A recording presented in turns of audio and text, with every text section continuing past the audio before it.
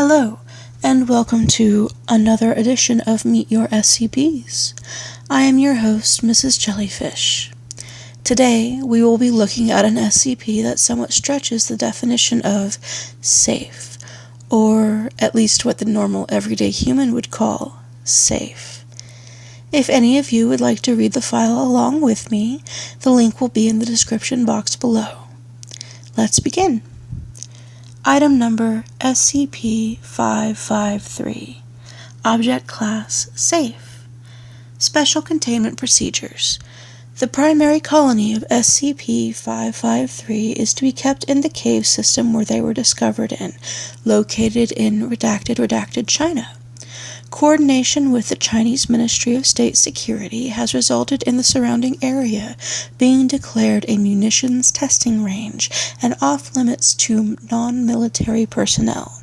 Foundation agents have further encouraged local folklore, which indicates that the cave system is inhabited by demons, in order to discourage casual exploration.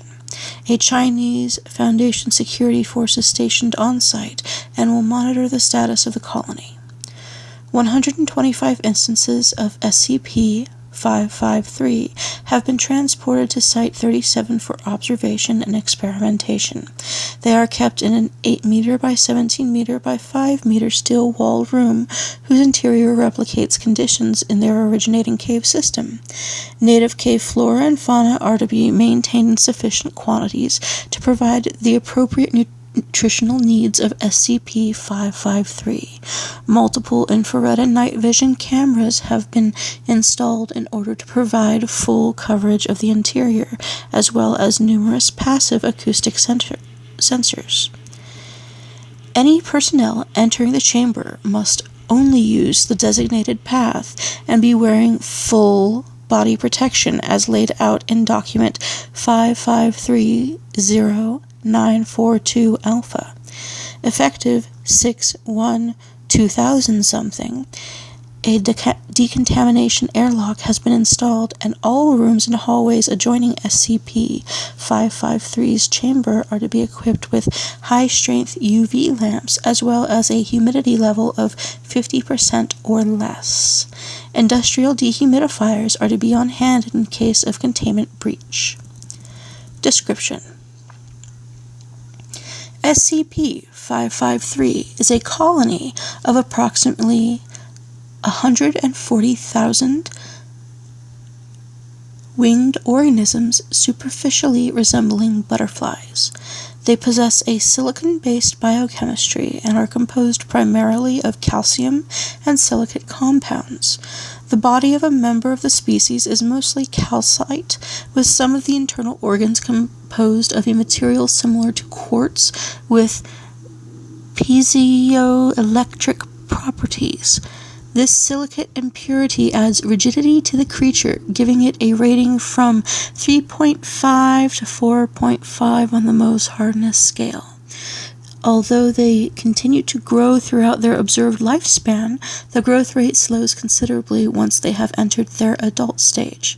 The average observed wingspan of an adult is 2.37 centimeters. The life cycle is notable in that it appears more closely related to crystal growth than standard biological growth. The creature starts out as a crystal seed rather than an egg. Adult instances deposit them on stalactites, and they hatch approximately 12 days later. The larval stage appears as anthodites and leach minerals from the stalactite using a weak acid. They move extremely slowly, approximately 5 centimeters per day, and leave distinctive tracks behind them as they progress.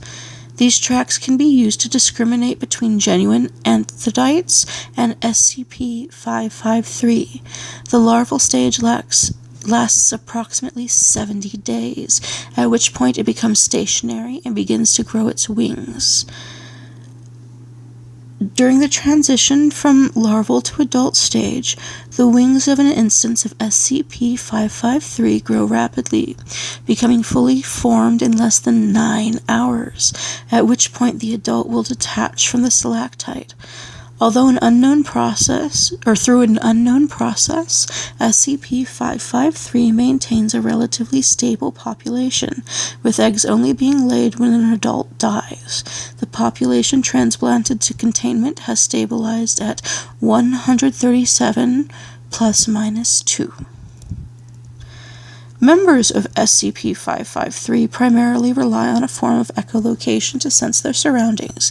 They do this by creating a variety of ultra-high-pitched tones via scraping and striking their legs together, and appear to use their wings as a mobile array to detect reflected sound. Additionally, they appear to have a variety of chemosensors in their foot pads, allowing them to determine the mineral composition of the surfaces they land on. Adult instances of SCP-553 primarily feed by scraping fungus and lichen from the cavern floor and, to a lesser extent, leaching minerals from the stalagmites, using a similar acid as used by the larval stage. When any adult instance of SCP-553 suffers significant damage, it produces a unique sonar signature which alerts all other nearby adults to the presence of danger. Adults will swarm the perceived source of danger and proceed to attack it by attempting to slice it with their wings. The wings of SCP-553 members have an average thickness of 5 mm and taper to sharp, beveled edges. In testing, individual lacerations as deep as 1 centimeter have been measured. However, deeper lacerations usually result in some portion of the wing structure breaking off in the inflicted wound. These fragments typically continue to fracture in the wound due to mechanical stresses. The circulatory fluid of SCP-553 reacts with most carbon-based tissues in a necrotizing fashion, resulting in significant post-traumatic infections. Incident 553-04-Gamma. On 5/21, sometime in the 2000s, 21 instances of SCP-553 escaped their containment chamber due to an improperly sealed access door. They reacted to recapture attempts as an attack and retaliated. SCP-553 displayed a high degree of pattern recognition and target analysis, and quickly focused their attacks on the exposed, fleshy parts of the containment personnel, particularly the throat and face. The 9 immediate fatalities received, on average, 10 wounds greater than 1 centimeter. It is currently hypothesized that these were caused by multiple slashes on the same wound site. The secondary necrotic infections caused by SCP-553 wounds resulted in a further 8 deaths. 12 instances were successfully recaptured and returned to containment, and the remaining dead instances were retained for autopsy, structural analysis, and chemical analysis of their circulatory fluid. Footnotes. Number 1. Unlike known Lepidopteri, SCP-553 does not possess a pupal stage. 2. Adults have never been observed to feed from stalactites. It is hypothesized that this is an adaptation to preserve food stock for the larval stage. The reason this SCP is listed as safe versus being listed as, say, Euclid is that the crystal butterflies do not really pose that much of a threat to humanity. If they feel threatened, they will attack. Their attacks will result in deaths and infections. However, the only reason they attacked last time was due to human error in a facility. These SCPs, so long as we do not set them loose on a city to see what happens, will not make their way to a large human population center. This SCP automatically keep their numbers in check without us having to do anything at all. So long as we keep people out of their cave system, they're not going to go anywhere. A safe rating does not equal an SCP that isn't dangerous. It just equals an SCP that is completely under control. If you like what you've heard here, please click that like button and share this video with your friends. If you haven't already subscribed to this channel, then what are you waiting for? Subscribe and keep track of the videos that come out rather randomly, though I am trying to get them to at least once a week, if not more. With that, this is Dr. Mrs. Jellyfish, signing off.